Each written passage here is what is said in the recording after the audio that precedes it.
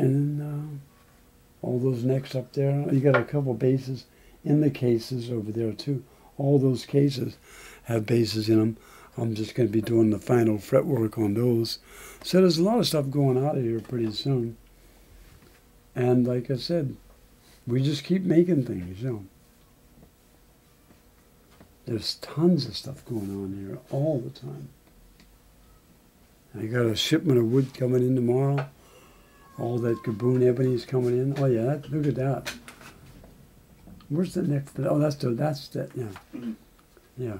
That's an unusual one too, because we made a Paduke neck. Not that I haven't done it before, but I never made a 6-string. That the whole neck is Paduke with a Paduke heel block, and the back of this bass is really, yeah, all Coca-Cola. One big sheet. And Joe, he did all the layout work on all this stuff. Did you carve this? Kelvin carved? Calvin carved that one.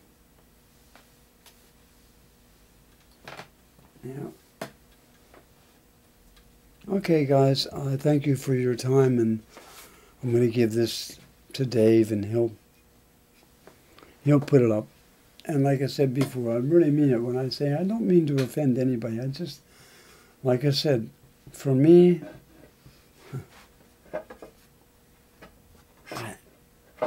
it doesn't really matter. I mean, you know, whether I did this or I did that, I don't care if anybody ever knows anything like that. I really don't. But if you are going to put things in a book, and you're going to do research, and you're going to say this is this and this is that, I would suggest you wake up a little bit. You might want to do a little more research than just talking to one person and believing what they say. Quite truthfully, a lot of people out there just like to talk. Me, I'm too busy to be doing all that. For me to sit down and do this, it takes away from practice time, it takes away from putting frets in or whatever else I have to do here. So even this is something I'm only doing because I have to. I really do. You know. There's enough distortion in history throughout the years, I'm sure, you know. And it doesn't have to be that way. Everybody does what they do, just do it. Yeah, you don't really have to walk around promoting all the time. Something else that we're going to be doing very soon, along with that George Washington that didn't have a cell phone thing.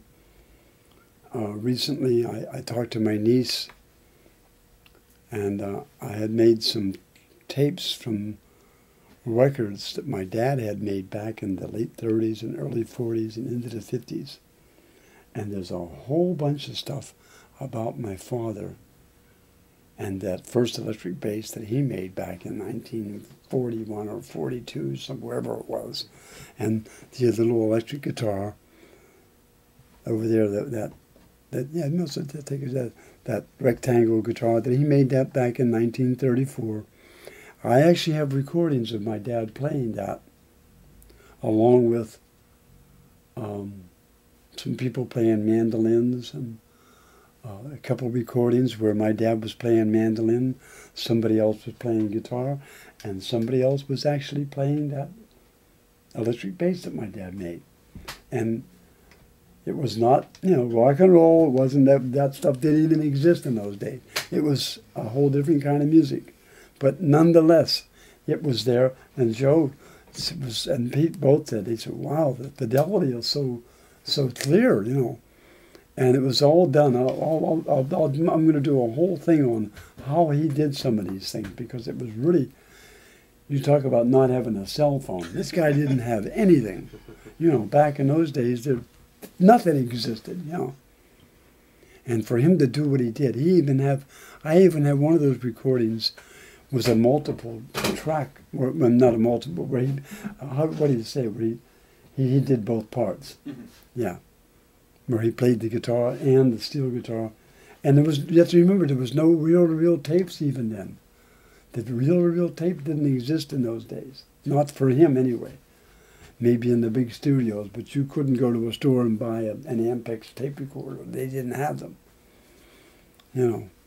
So there's a lot of stuff coming up pretty soon. And yeah, we'll do that again. And I thank you again. Okay? Hang in there, your basses are coming. Say good night, Pete. Good night, Pete. Say good night, Joe. Good night, Joe. See you, bye.